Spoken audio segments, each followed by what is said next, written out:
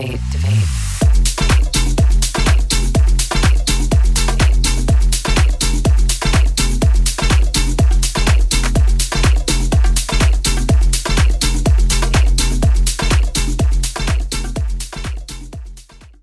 everybody, welcome to this Pink Cloud. I am DJ Kelly Reverb. We are a show that is about mental health, recovery, all that good stuff. I am excited to have this young lady with me today. We have been internet friends, for recent internet friends, I would say. But I saw your post about celebrating 5 years of being cancer-free, which is huge. And then we started talking more, and I was like, man, this would be good to have her on the show. So I just want to give it up for my new friend, everybody, Jane Dupree. How are you? I am fantastic. Thank you for having me, Kelly. Yeah. Pleasure So to you be are. here. Oh well, yeah. Thanks for coming on, man. And I think this episode will share a lot of useful information for somebody that's maybe going through cancer or newly diagnosed. You know, because you have some history with it. So we'll get to that later. And you're actually in Nashville right now, right? That's correct. I am in Nashville, Tennessee. Okay. So let's talk about your backstory, because you were back around like the vinyl days, like me, like you can see that in the background. Oh, yeah. So you've been around for a minute. So let's kind of give the people your backstory, and then we'll get to the event. Okay, well, I got started DJing back in the late 90s. I grew up listening to electronic music. So back in the 90s, we had artists like CNC Music Factory, Crystal Waters, CeCe Peniston, and a lot of the Euro dance music like Real McCoy. And, All the stuff that they remix today. Oh, yeah, all the fun, Right. the Euro pop. Right. So I grew up listening to that, and I just called all that electronic techno. I remember there was a show on MTV that was all videos, and that was, I believe it was called Electronica. It was like their little segment. Oh, okay. So that was my frame of reference for dance music. And what really got me into dance music was in the summer of '98, I went to this gay bar here in Nashville called The Connections. And at the time, it was one of the largest gay bars in the Southeast. It was about the size of a Walmart. So for Nashville, Tennessee, having a dance bar, let alone a gay bar about the size of a Walmart, maybe half the size of a Walmart, was a pretty big deal. So that was my first introduction to dance music, really loud. The dance floor probably had maybe 1,000, 1,500 people in there. And after I came home, I was just in awe of what I just experienced. Prior to that, I was a guitar player. I grew up playing guitar in church, took private lessons, did a little bit of classical guitar while I was at college. But it was that moment of being at Connections that just really opened my eyes to want to be involved with dance music. Right. Yeah, so like it was like almost like a super club for Nashville. Yeah. So that's cool. Yeah, because I went to a lot of clubs like early on. Like I actually got to go to the Start Club here in Dallas. So it was like, I was like, oh my God. And, all clubs back then, it was just, you are what you are. And it was cool, and it was a vibe. And they would play everything too. Oh, yeah. It wasn't just that, it was like so cool because, it was like you could hear it all. But that's all I got. Yeah, it was just super open. You Right. could see some of everyone. Yeah. Some of the football players Right. would be in there. That Right. was right around when the Titans moved to Tennessee. Right. So, a backstory about the Tennessee Titans: they used to be I believe, it was the Houston Oilers. They did. Yeah, Warren Moon's team, Yep. and so Tennessee got a franchise. Their first year, they were in Memphis. So then they were the Tennessee Oilers, and then they moved to Nashville, and then they became the Tennessee Titans. But Right. during that time period, when the Titans came, of course all the football players are going to go out and party. It's Nashville. Sure. Right. So we saw some there. We saw plenty of other like local club kids. Hmm. Every scene had their local club kid celebrity. All the drag queens, Right. the socialites would just come out and dance, party, and we had our own little scene. We all connected. A lot of us are still connected Hmm. from those memories. That tie us together. So I feel very blessed to be a part of that experience. It's like our version of Studio 54 was Right. the Connections and a few other clubs, but we'll get into that later maybe. Sure. But from there, meeting the DJ there, Russell Yarborough, he was one of a big influence on me becoming a DJ. Shout out, Russell. Yeah, shout out to you, Russell. But I'll tell you what really like just sealed the deal is I went to a music store. Back in the day, we could go to Hmm. music stores and we can go to a listening booth and we can just listen to music. Oh yeah. You had to I leave your remember that. house. Yeah. Yeah, you had to leave your house, Right. go to a place Hmm. and put on headphones Hmm. and blindly listen to music that you'd never heard of. And it was great. It was an experience. At the listening stations. Yeah, at the listening Right. station. And there would be, maybe 5 or 10 CDs you could choose from, and Hmm. they'd be all in their little rack, Hmm. and you go to each section. You change headphones when you want to go to a different CD, or some of the stores had the CDs where there might be 5, and you select a number that corresponded with the CD. I remember that well. Yeah. And that was like, ooh, cool. Wow. Oh yeah, What like marketing? oh How do I get my CD in that rotation?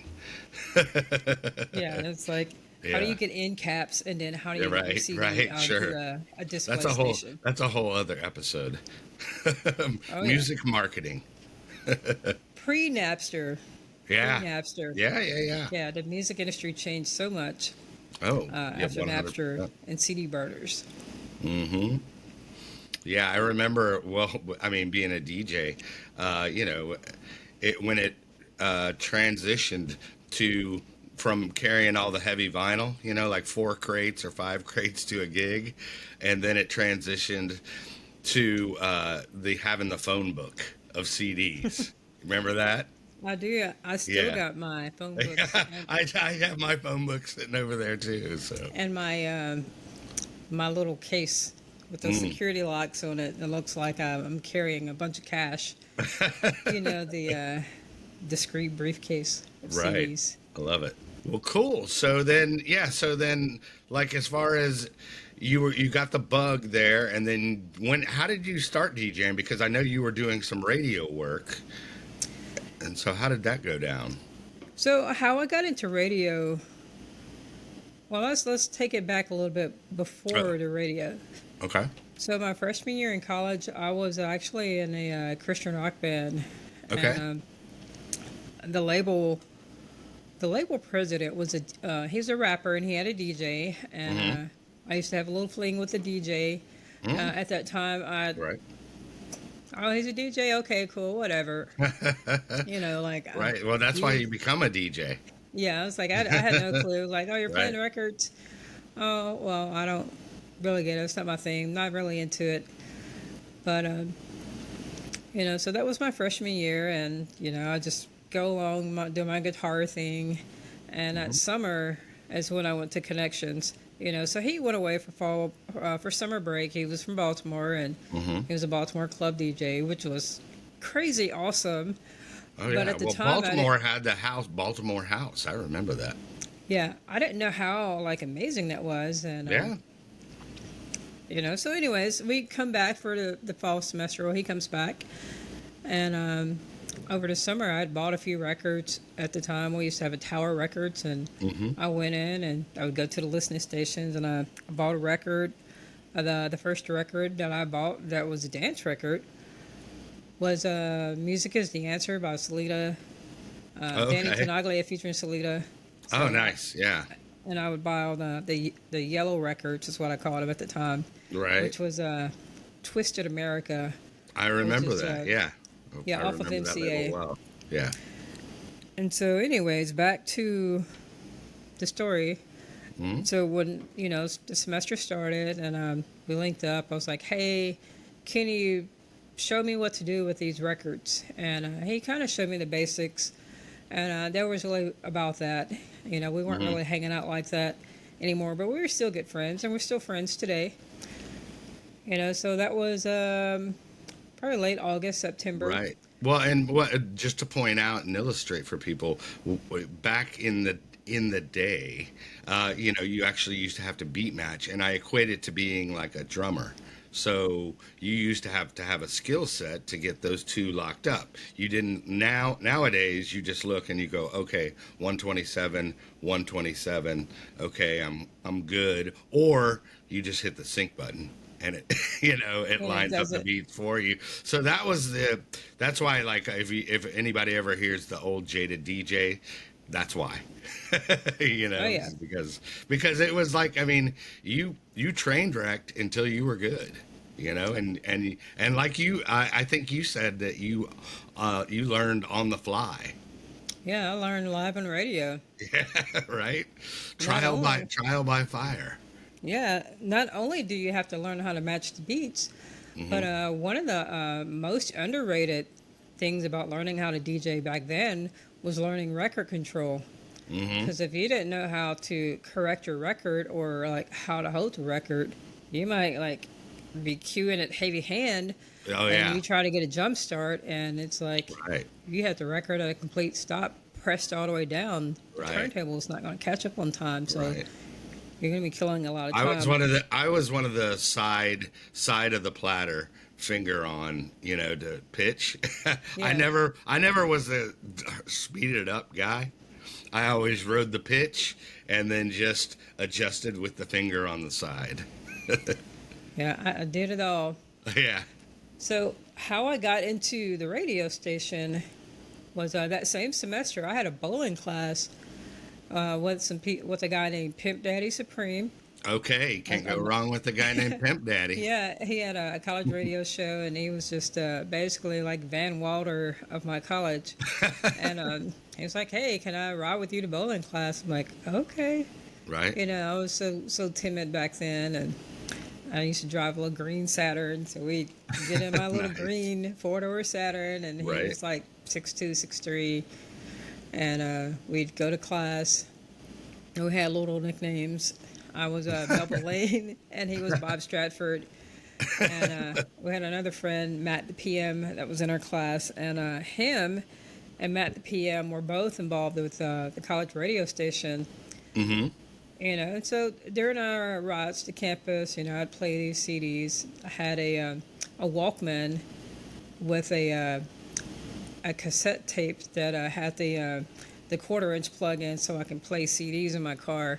Oh, nice. The adapter. And, I had the little adapter. He's like, you should get involved with college radio.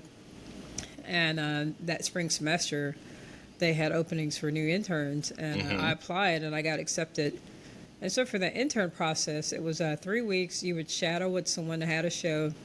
And I picked this guy that had a show. I'm sorry, I really can't remember the name of his show. I know his name was Brian. And it was an electronic music show.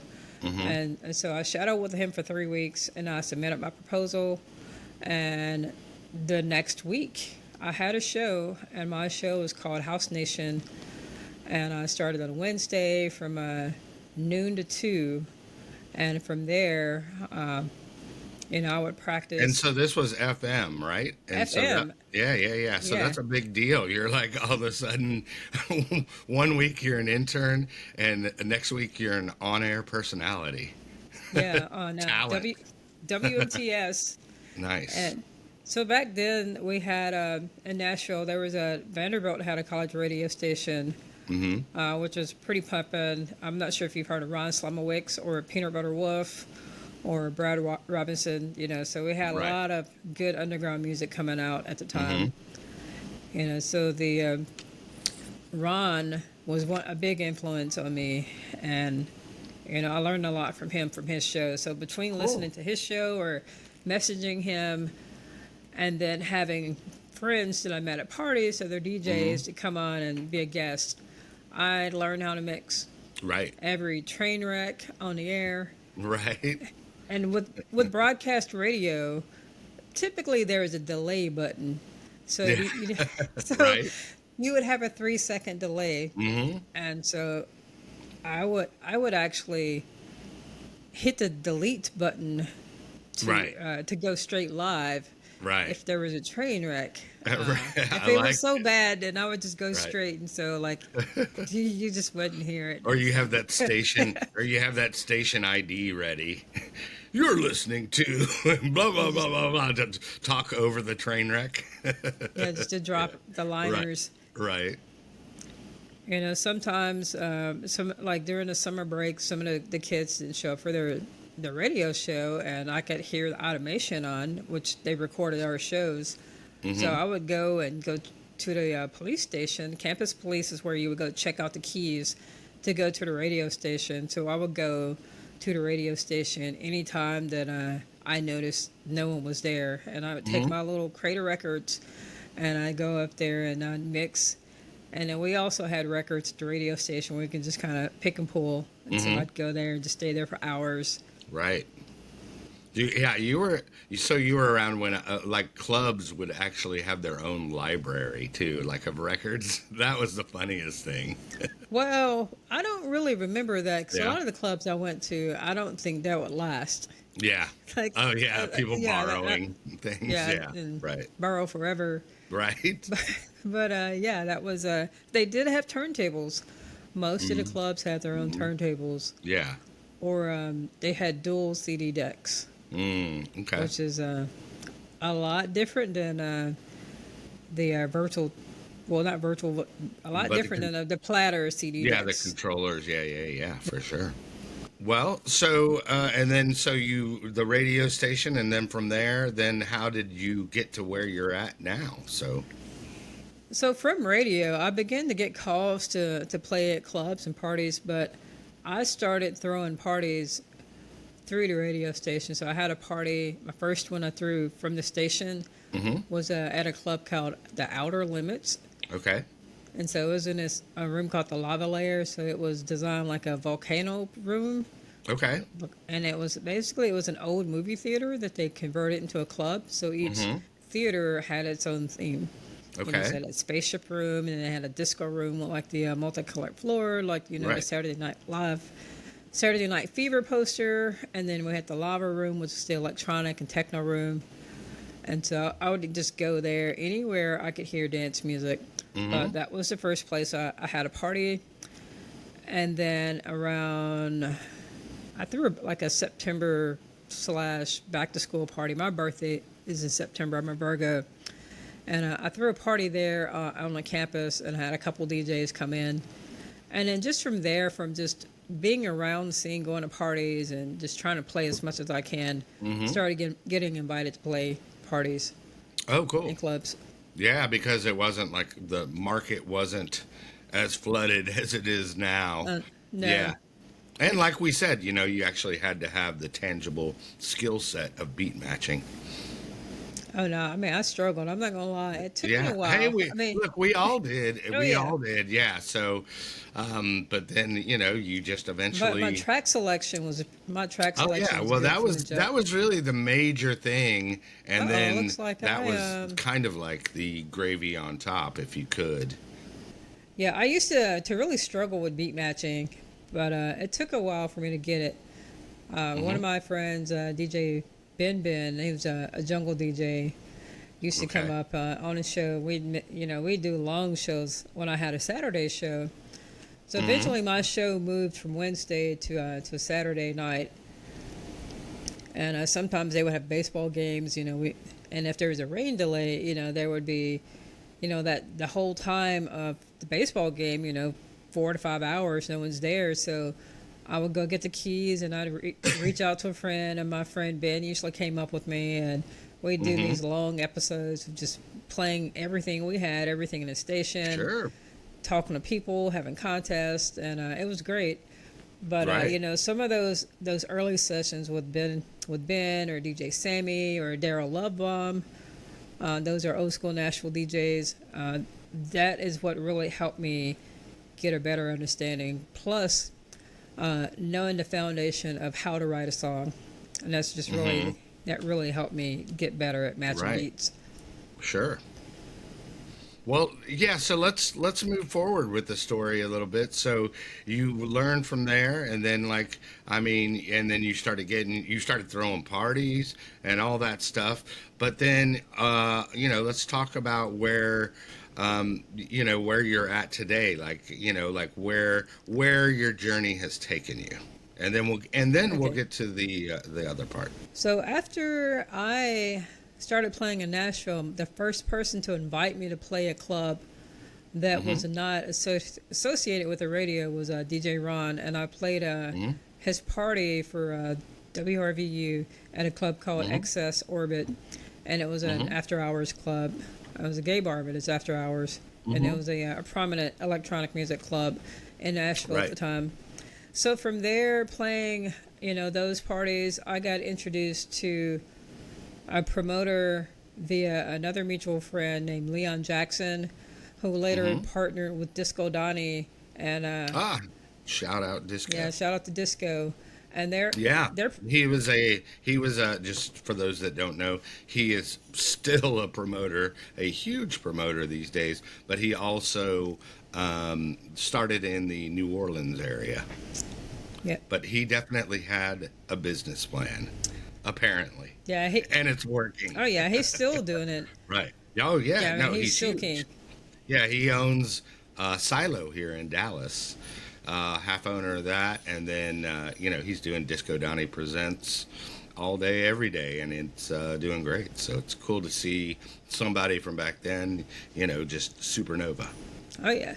So him and his partner Leon Jackson were doing the Ultimo and then Disco Donnie present parties, and so Hmm. I did parties, a lot of parties with Leon Jackson. He showed me a lot, and from Hmm. working with artists, I'd go pick up the artists from the airport, and I'd run all Oh these yeah. errands. I was like, hey, I want to play, and eventually I got to the open for Bad Boy Bill, Oh yeah. Richard Humpty Vision back then, Yeah. Morgan Page. Right. There's just so many people, and then from there, playing in those events, I was also involved with the Nashville Pride, where I got to perform with Martha Wash, and then Oh wow. That's cool. Christine W. Got to meet Cece Peterson, open for Wilson Phillips, Lizzo, Big Freedia. Hmm. I know there's so many I just can't think of right now. Sure. Also, during my earlier days, one of my friends in Louisville that I met because I booked her to play one of the first parties I threw at Excess Orbit. Her Hmm. name was Maria Stamper, and she has gone on to be like one of the biggest DJs in the world. Her new DJ name is The Blessed Madonna. Oh So she's yeah. from Louisville. So we used to hang out when we were Right. younger.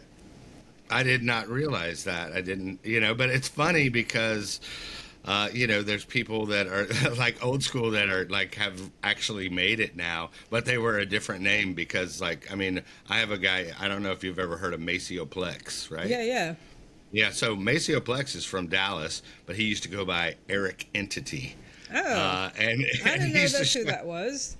so he literally would shop at the record store, and I would sell him records.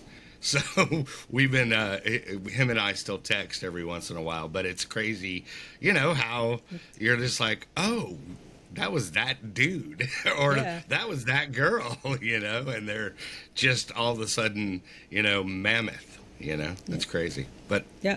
cool. Yeah, I learned a lot Yeah. from Maria. She was the Yeah. first person to expose me to the movie Paris is Burning. Okay. So that was a huge influence on my sounds. I do Right. play ballroom and make ballroom beats too. So I'm Hmm. not sure if that would be something I would be doing if I didn't meet Maria when I did meet her. Right. Yeah. Well, that's cool, man. So, and then, but now, because I see reels on your, I keep track of you on your Instagram, and I see you playing out all the time. So, are you playing like on the regular, like just how many times a week are you gigging? It seems like a lot. Right now, about 2 to 3 times a week. Hmm. So I do have a couple bookers that I work with. Right. And so I book with them as well as Okay. working on tracks. Last year, Oh, I cool. did have a number one debut. I was part of a remix album for the artist Gaddison, and they Okay. did debut on number one dance iTunes albums. Oh, nice. And it did peak in the UK Music Week #4 for commercial dance records. So Right. that's a big deal to me. So I was super excited about that. Yeah. Then I had a yeah. That's a nice way to come out of the gate. Oh yeah, that's Yeah. one of my first official remixes. I have a lot of bootlegs or a lot of indie stuff that Sure. never went Right. as a commercial official release. Right. And then SoundCloud download only. on SoundCloud and Bandcamp or Right. Yeah. hey, do you know about this? Right. Just kind of under, Yeah, under the right. radar type deal. Right. Yeah. For sure. And I had a release with my techno track Summon. I released it as an EP with the original mix and a Robert Armani mix. So it was good to have Robert Armani to contribute a remix for that. He's such a talented producer. So Right. underrated. So super happy to have that. And I released the first single on Forshima Records, which is a new record label out of Ohio. So it's representing Forshima Records. It's a deep house label. There we go. Right. So we've had a couple charting artists with Forrest Gump recently charted on TrackSource in the top 100, and only looking to go up from there. Right. Well, good for you, man. That's great, and I love it that you you have some experience to bring to the table. I mean, that's great. But I want to get to the story, about how you had cancer, how you got diagnosed, how you dealt with that mentally and all that stuff. And we'll do it right after this break. Hey guys, Kelly Reverb here.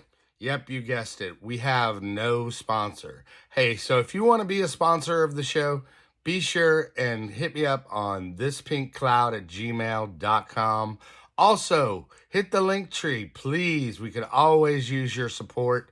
There is a one-time donation. There is a monthly support button, all that stuff. Also, we're doing shout-outs. So if you want a shout-out, we can work that out. And if you want to be a guest, hit me up. All this good stuff can happen via email at thispinkcloud@gmail.com. All right, well, we appreciate your continued support. We always love you guys. All right, and we are back. Actually, we have some new music out, and here that is. Music is not about itself. Music is about balance.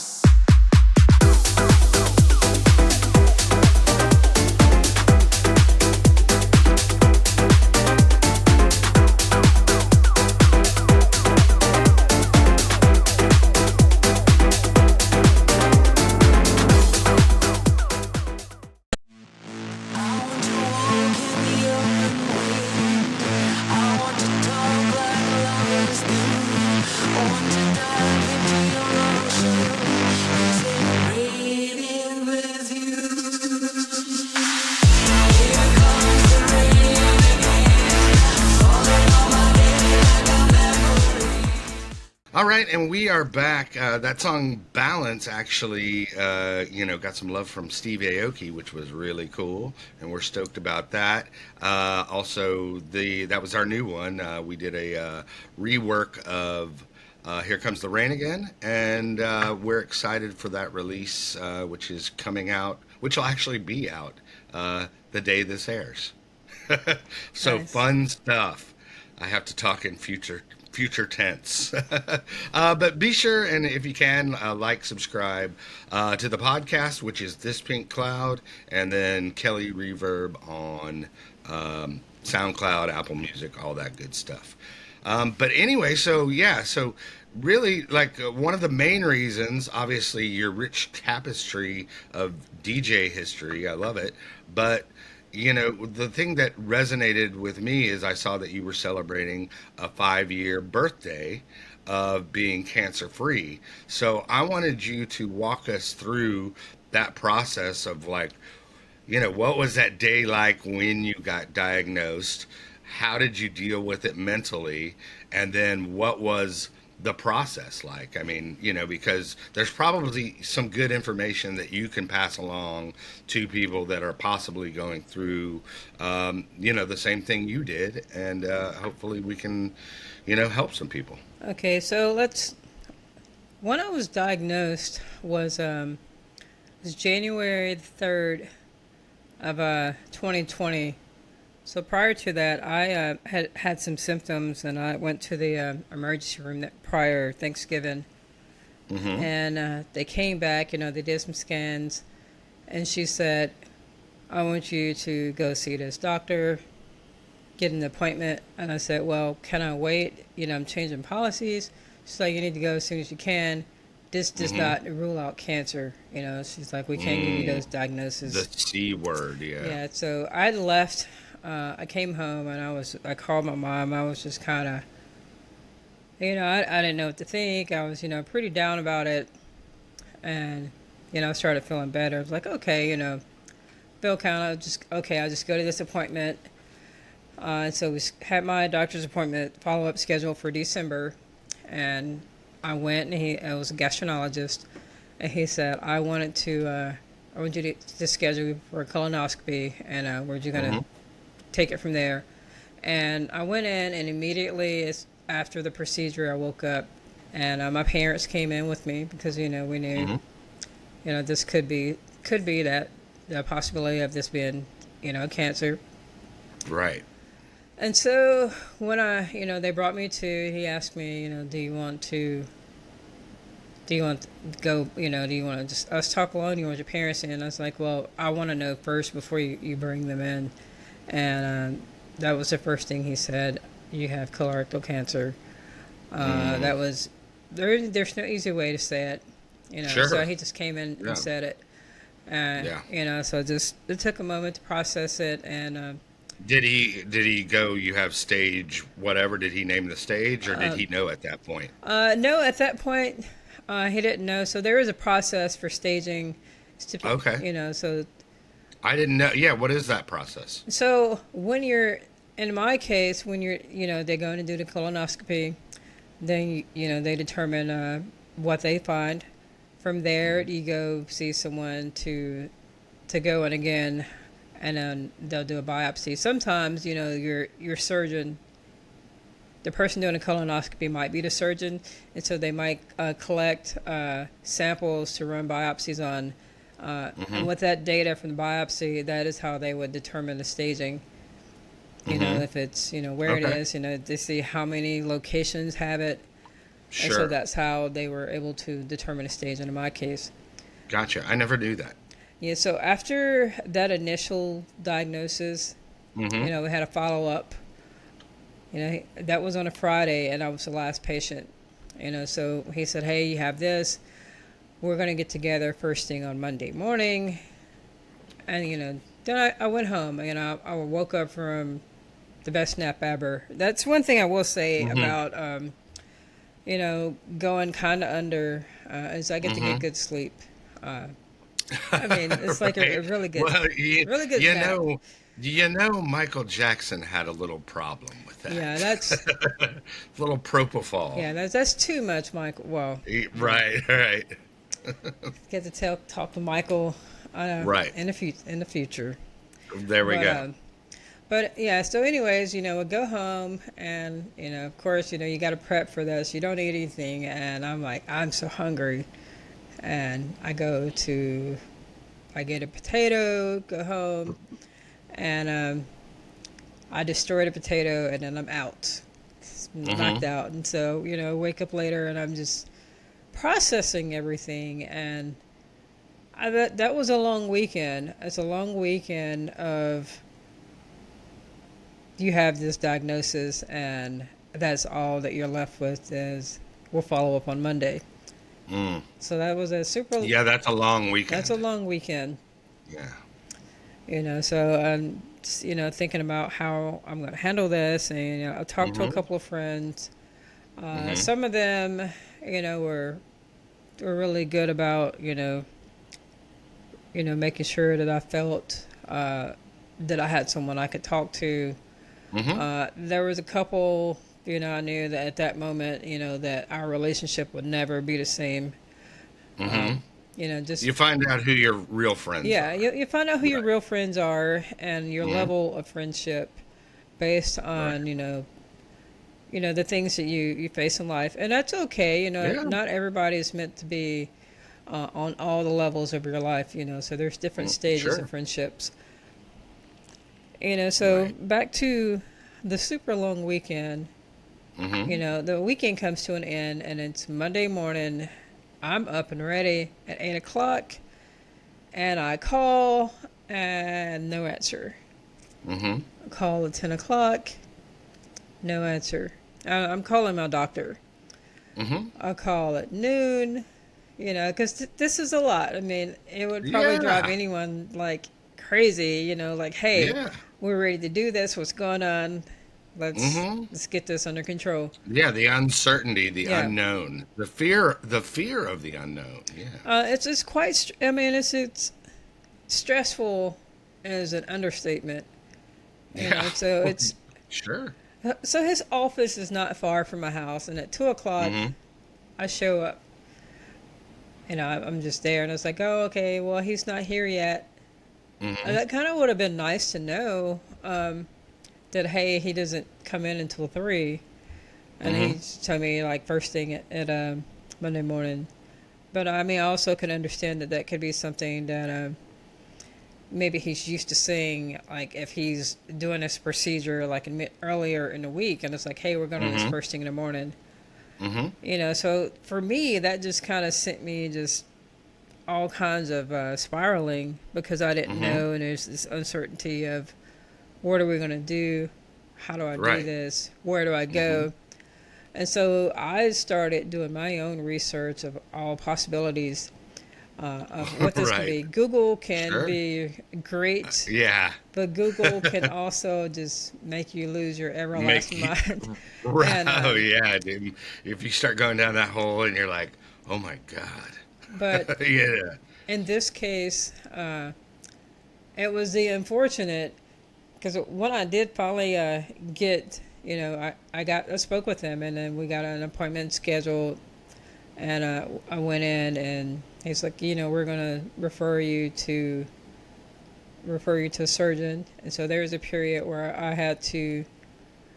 actually had to wait maybe a couple days to get that Mm-hmm. information. I wound up having to kind of demand to get that information, and Mm-hmm. so I went in, and I went in on a Thursday. This is like the Thursday after I had my colonoscopy, and then Right. Tuesday I was in the surgeon's office after my referral, and that's where I met my doctor Keith Hollister, and he kind of discussed what he wanted to do, and so I did another colonoscopy with him, and that's Mm-hmm. where he went in and took pieces and took samples, Biopsy. yeah, for the biopsy, and Mm-hmm. the following week we were able to determine the stage, and Okay. uh, and that's when I discovered that I had stage 3 colorectal cancer Mm-hmm. at 2 TC, which means that it was a later, very progressive cancer. So Okay. if I would have probably waited a little longer, there's a possibility that it could have went to stage 4. Oh yeah. So it was present in a couple other lymph nodes in the region. Mm-hmm. And so after learning my staging, we got me scheduled to have a port catheter installed. All Okay. right, so for me, they had it installed, which is typically they put it here. So I have a little scar, as you can Mm-hmm. see, like right under the alien. Right. And so it Okay. connected it to a vein. So what that allowed me to do was to be able to receive the medicine Mm-hmm. through a bigger vein because my veins are small, but like the needle with the chemo, it's a larger needle, so Sure. it's easier for them to. Yeah. So basically, you had a port Yeah, where they so it's would it's put. it's a Yeah. port. For the people Mm-hmm. that don't know what a port is. Right. Yeah, so a Yeah. port is short for port catheter. A, a port is what's on your chest, Yeah, or what was on your yeah, it chest. was on my chest, and I used to have a Right. big vein for the cord, you could see, and it looked like a big gnarly vein, Sure. like a big pencil under my skin. Right. And so I had that installed, and it took about I don't know, maybe like a week or 2 weeks for it to heal up. So I was a little sore. So I did that in February. So during that time, I was also studying every day. I would probably, spend 4 or 5 hours a day studying. And then I'd spend several hours a day looking at, different places I can go for doctors and what are my other options, and talking to friends. Of course, yeah. One of my friends at the time, her parents. Hey, by the way, sorry. just what year was this? By the way, This was in 2020. Okay, yeah. I guess I could have done the math, but Yeah, so in 2020. if you're 5 years, it was 2020. Yeah, so it was during COVID. Oh yeah, this was like right at the beginning. So 2020, right. Okay. I got my. Yeah, so you had that. The world was ending, and you had cancer. Yeah, well, before I knew the world was ending, allegedly. Yeah. I was still DJing, and I was on a cusp of like, do I need to take a break? Or I was like, I'm just going to keep pushing through. And I determined that I was going to continue to play until I couldn't play anymore. Mm-hmm. And I had had a party booked with one of my DJ crews. We're going to kick that off in March. I was playing, and then I noticed that a couple of festivals were canceling. I was like, okay. Yeah, shit's getting real. Like, all right, I don't know why. Okay, whatever. And so here in Nashville, we have SEC tournaments, basketball tournaments. It was when the basketball tournaments canceled. That's when I just kind of, you're like, wait. Yeah. That's, that's kind of a big deal for them to cancel that. Sure. And then that's when I've noticed, lots of places were shutting down. I was wearing a mask because I didn't want to get sick from just people in general because of what I read from cancer. And now it's the whole world having to wear a mask. The whole world had slowed down. And because of that, during the treatment, I was not able to have any visitors. Right. A lot of the transportation services were not running unless you took an Uber. Sure. The American Cancer Society, one of the things they provide people with is access to rides to medical treatment. Okay. And what's that program called, or is it just through the American Cancer Society? I don't remember what it's called, but it's through the American Cancer Society. Okay. So if anybody wants to, they can look it up. Yeah, they can look it up. They offer that. That's because I think that's cool, because a lot of people need that, because a lot of people don't, maybe their parents are, too old to drive, or they don't have friends that, can stay there for the entire chemo process. By the way, how long is your average chemo process? Like when you're sitting there getting the chemo through your port? For me, I had, just to kind of give you a picture of my treatment plan. My treatment plan was to receive 6 weeks of chemotherapy alongside with 6 weeks of radiation treatment, have a healing period of about 3 months, have the surgery to remove the tumor, have another healing period of about 3 months, and then resume 4 months of chemo to do some cleanup just in case there's any residual cancers left. And so that was my treatment plan. So for me, I had to have the port catheter, and I had a pump, which was basically our portable IV. So I would go in the morning, I would do my radiation, which was about 30 minutes of the treatment, and then I would go over to the other side of the clinic, and I would they would do lab work, and then I would, see the doctor sometimes. If they would take probably maybe about an hour of giving me steroids and an antihistamine.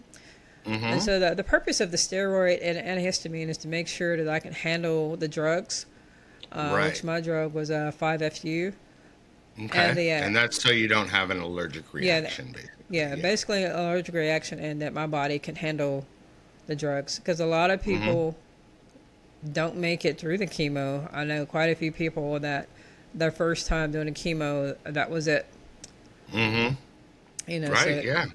so every time I went through to go to a treatment, I knew that, that was a possibility that, hey, this could be it. So, Right. that was a bit challenging. Also, I was taking some supplements on my own. I don't know. Something you read online. Well, yeah, it is something I read Right. on. There's quite a few things that I did Mm-hmm. read online that I started doing prior to Okay. getting my treatment. Was there anything was there anything useful that you found online that wasn't, that actually helped? I think all of it did, to be honest. Okay. Well, let's give the maybe somebody that's listening some of those things that you found helpful. Well, one of the things I took, I know in some areas it's not legal. I used Rick Simpson oil. Okay, and You then know, is that a CBD or that THC that based? is THC based. Okay. I know for some people, there's some people may say, "Oh, this snake oil," but for me, it did have some benefits. It helped me be able to sleep. It helped with hunger, Yeah.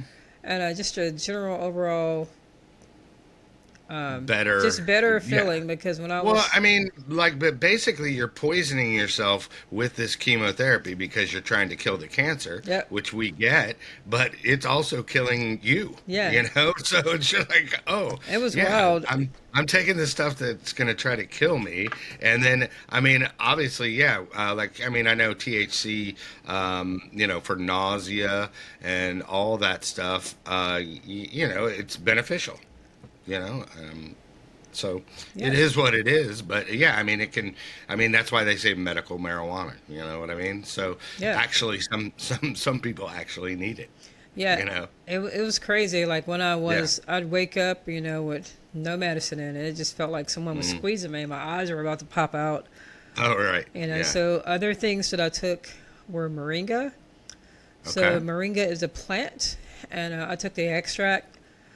I also took black seed oil, which is also Okay. an extract of basically black seeds. Okay.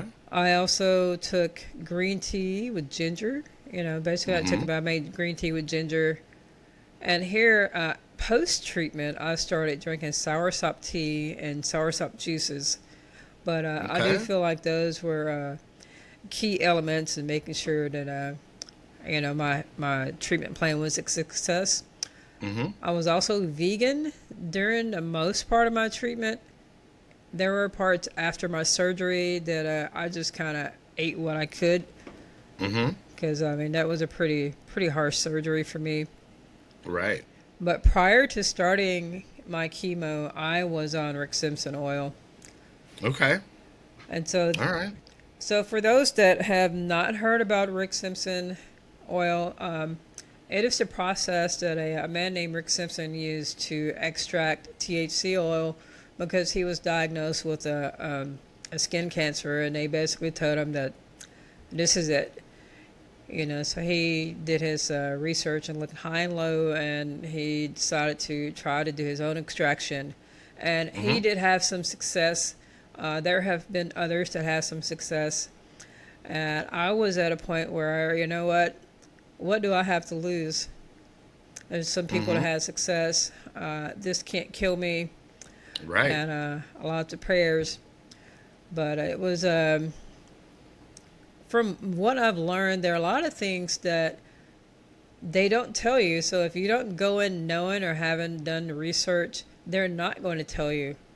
Sure. So going through that whole process, knowing that I have to spend a lot of time advocating for myself, it was really disheartening.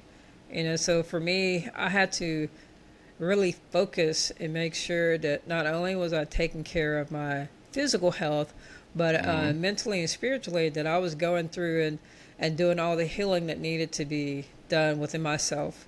And I felt Mm-hmm. that that was a big deal, big contributor to my healing process, is making sure I heal all those wounds in my body, Mm-hmm. because your mental health correlates with your physical health. So 100%. Yeah. yeah, No, I agree. if your mind is not right and not healed, then it can actually make you physically sick. That's Yeah, why. it will Yeah, manifest itself physically for sure. that's why I agree. stress is the number one killer. Yeah, I mean, if literally, yeah. if you're stressed out, it's not something you done to your body Hmm. physically. It's just you're holding on to this energy that is killing you. So I Yeah, had to focus on getting rid of anything that I felt that I have not dealt with. right. So that included, That would keep you in that low yeah. vibrational state. So I had to feel all my feelings and let it pass through so I can release Hmm. and allow room for more light to come in. Hmm. Your Nashville just came out. You just feel all your feelings. Oh, yeah, I mean, you got to feel them, your emotions. There we go. Feelings. Exactly. Love it. Well, so okay, so then let's go ahead and fast forward. So you get diagnosed, and then you do your research and you find some things that happen. So then, what's the process? Then after that happens, then you obviously do like a yearly checkup, right? Yeah, so And the first year I did checkups not every, I did checkups every couple of months. So mm-hmm. they would go in, Okay. I would go in and do blood work to check my markers, and Mm.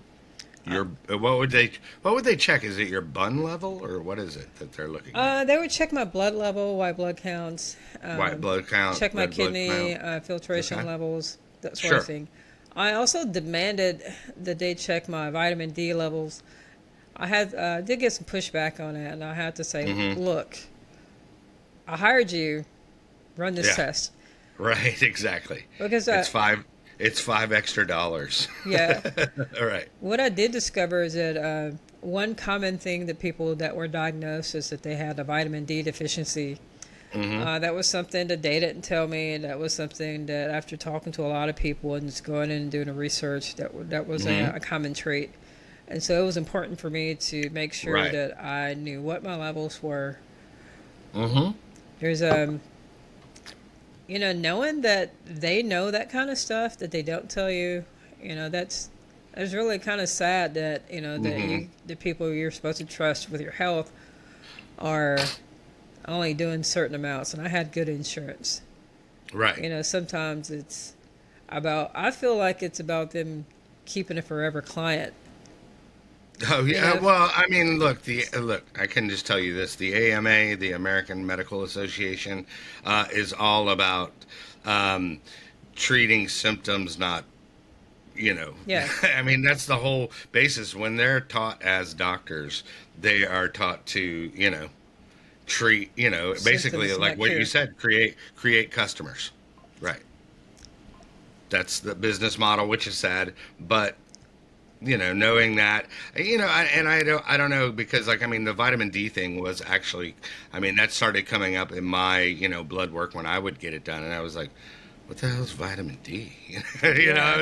I didn't even know, so but yeah, so then you found that out, and then as far as that goes, then where so were you were going back every couple of months and Yeah, so I go every couple of months to get blood work, and then I was doing scans every 6 months. And when I say hmm scans, that means MRI with a hmm contrast. right. And so every 6 months for the first 2 years, I would go in and I'd go get a scan, and then hmm after that, we go to once a year scans. So now I'm on a once a year scan, and actually 2 weeks ago, on actually almost 2 weeks ago, July 14th, was my 5 years of having my tumor removed. So Right. I consider that the big day. Well, let's hold on. Let's. Yeah, Yay! I mean, that's huge, yeah, man. that's That's huge. great. So, yeah. But it wasn't until January of I'm sorry, February 21 is when I received the official diagnosis of being in remission. So Right. January of 26, hmm so February 26 will be my official 5 years of being in remission. So I could consider myself cancer free in five Right. at that point. Well, I But love it. That's great. And did cancer run in your family, or was it? yes, there are other people in my family that have been diagnosed with colon Okay. cancer. On my Right. father's side, there's people that were diagnosed with breast cancer. Mm-hmm. I did take a genetic test, and it was something that does run in the family. Right. But to be honest, there are things that I think they just kind of tell us, because there it is more common for more younger people are starting to become diagnosed with colon cancers. We have a sedentary lifestyle, but our food, what is in the food, and our waters is a big deal, Sure. big reason for the uptick of diagnosis. I could do a whole other episode on Oh yeah. that. For sure. Well, so let's go like with like what is some good advice, like maybe top three things you would advise somebody that's maybe diagnosed with cancer or maybe going through the process. Like, what are your three big takeaways that you could pass forward to maybe help some people? Live your life to the fullest. Be as happy as you can be, and I want to put that into one. Because if you're not living, what are you fighting for? You know, if you're not doing what makes you happy, what you feel is your purpose, then what's the purpose? Not that say that there's anything wrong with just being happy, having just living. low. Yeah, there's nothing Right, wrong but with I mean, living. there's Yeah. highs and lows of life, and you have to deal with those lows sometimes. But yeah, I mean, if you're not, and that's what I've always said. If I'm not, I didn't get sober, to be miserable, Yeah. So it was just like to me, it was like I'm going to enjoy life and I try to help people as much as I can and do what I love and pursue that and yeah, just like you said, just be happy. I mean that's so important and easily forgotten is that people get caught up in the narrative, and it's just like it's all about to me it's all about how your perception, how you perceive things. If you perceive it as the end of the world, it's going to be the end of the world, you know what I mean? But if you just go, okay, look, I've got cancer, let's deal with this, and positive or PMA, as they say, positive mental attitude is a lot. So I agree with you there. Yeah, I just knew that it could be a possibility of not waking up, but I didn't think that was going to be the actual situation. I never really thought about that too much. I just knew that things were going to be hard. Yeah. So living for you, you don't have to be a superstar. If it makes you happy that you rode a bike that day, that's living your life. Sure. Like you rode a bike, you went down a hill, put your hands in the air, on a bike. So that's just that's fun. That's super fun. And that's living life to the fullest, for those moments to just make you think that there's no other care in the world. Right. So number 2, research. Think about where you want to be. Think about what you think is happening and actually visualize what is really happening. Compare those two. Like what you think is happening and what's really happening, and ground yourself and be present in the moment. Don't focus on the past. Don't focus on the future besides, other than where you want to go. Because you got to be present to get to where you're trying to go.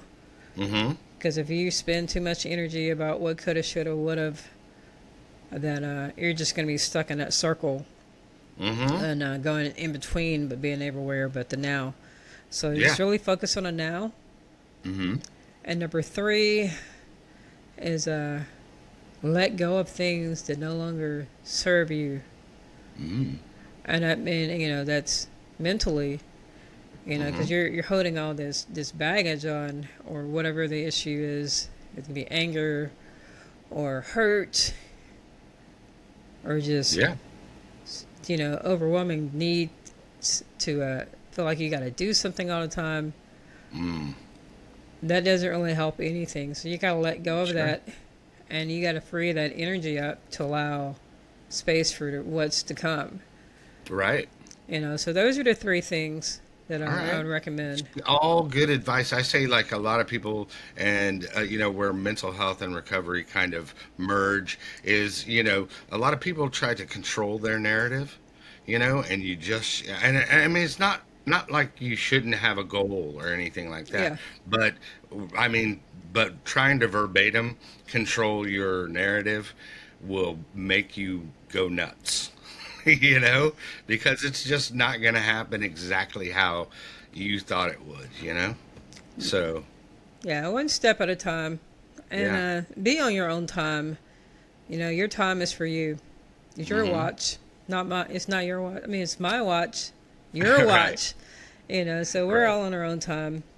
We have Yeah. our own schedules.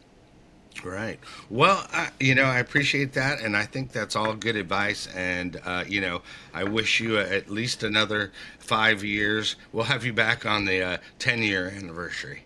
Yeah, I'm gonna be 82 at least. Right there, you go. Okay. But so I always like to give the guest a chance to shout out and also tell the people where they can follow you musically or social media wise. So you can find me on TikTok, Instagram, Facebook under DJ Jane Dupree. Okay, spell that out. That is DJJANE DUPREE. Okay. And you can, that same Is there an username, underscore or anything? no underscore, Nope. all Okay. one All word, together. all together. Gotcha.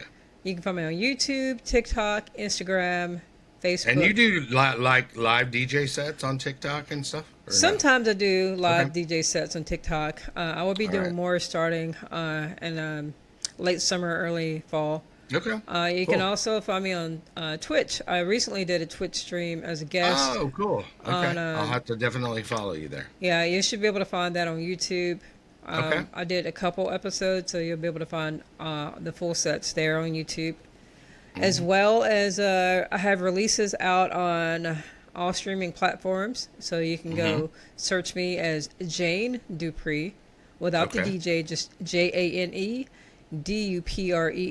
Okay. You can find me on iTunes, SoundCloud, Beatport, TrackSource. Spotify. I don't All that support stuff. No Spotify Oh, you don't? support. Oh, No. wow. Okay, cool. Hey.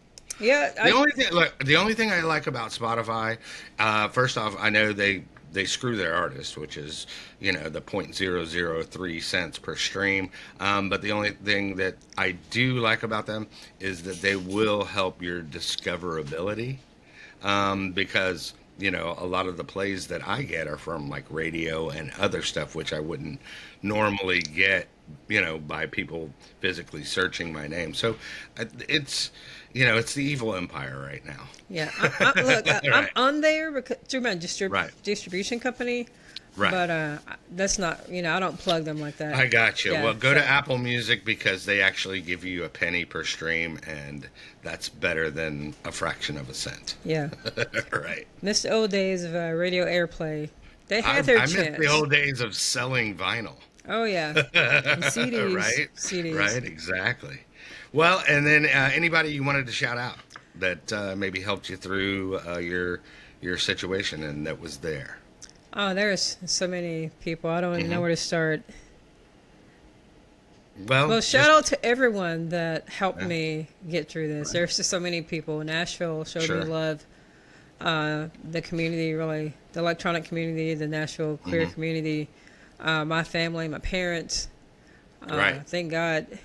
But Yeah. my family showed out. But Right. I couldn't be here without them. Yeah. One of my really close friends recently passed away. He helped me a lot. He came to see me every week. Really close. Another friend. What was his name? His name was Bob Millage. We used to throw fundraisers Okay, together, Bob. actually, All right. under payday promotion. So shout out to Bob Millage. Shout out Bob. Rest All in right. peace. Yeah. But yeah. All right. Yeah, that's. Go ahead. Yeah. Yeah, I think that's it. I don't want to step on your Oh list. no, you're good. You're good. All right. All right. Well, I just want to say thanks for coming on, and I'm very happy that you're here. Oh, thank you. You know? It's I'm an honor to happy be you- here.